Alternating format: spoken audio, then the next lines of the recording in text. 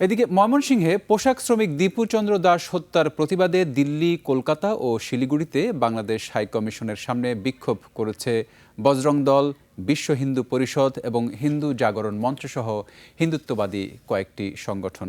বিক্ষোভকারীরা নিরাপত্তা ব্যারিকেড ভেঙে হাইকমিশনের ভেতরে ঢোকার চেষ্টা করছে বলে জানিয়েছে ভারতীয় সংবাদ মাধ্যমগুলো। পরিস্থিতি নিয়ন্ত্রণে আনতে আর বাংলাদেশ হাইকমিশনের নিরাপত্তায় 15,000 শক্তিশালী পুলিশ মোতায়েন করা হয়েছে।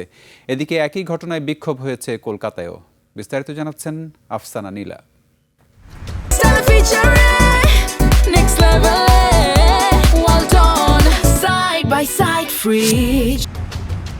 ভারতের সংবাদ মাধ্যমের রিপোর্টগুলোতে বলা হচ্ছে, বাংলাদেশের সংখ্যালঘু নির্যাতন এবং ময়মনসিংহে দীপু চন্দ্র দাস নামে এক হিন্দু যুবককে পিটিয়ে হত্যার প্রতিবাদে এই বিক্ষোভ। সকাল থেকেই নয়াদিল্লিতে পরিস্থিতি উত্তপ্ত হয়ে ওঠে। বিক্ষোভকারীরা দীপু চন্দ্র দাসের হত্যার বিচারের দাবি করে প্ল্যাকার্ড ও ব্যানার নিয়ে স্লোগান দেয়। এক পর্যায়ে তারা পুলিশের ব্যারিকেড ভাঙার চেষ্টা করলে উত্তেজনা ছড়িয়ে পড়ে। পরিস্থিতি নিয়ন্ত্রণে পুলিশ কয়েক ডজন বিক্ষোভকারীকে আটক করে এলাকায় নিরাপত্তা জোরদার করে।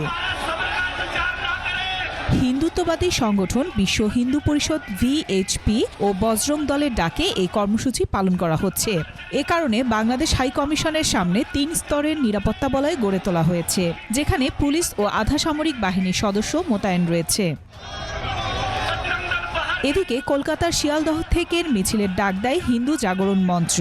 ভারতের বেশ কয়েকটি সংবাদ মাধ্যম খবরে প্রকাশ করে, হিন্দুত্ববাদী সংগঠনগুলোর এই কর্মসূচিতে পুলিশের সঙ্গে ধস্তাধস্তিতে জড়িয়ে পড়েন বিক্ষোভকারীরা।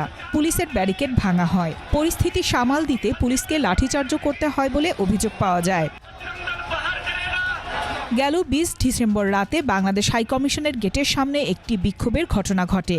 এ বিষয়ে ঢাকায় নিযুক্ত বাংলাদেশের প্রেস মিনিস্টার মোহাম্মদ ফয়সাল মাহমুদ জানান, ওই রাতে 3টি গাড়ি করে কিছু লোক এসে হাইকমিশনের গেটের সামনে চিৎকার করে স্লোগান দেয়।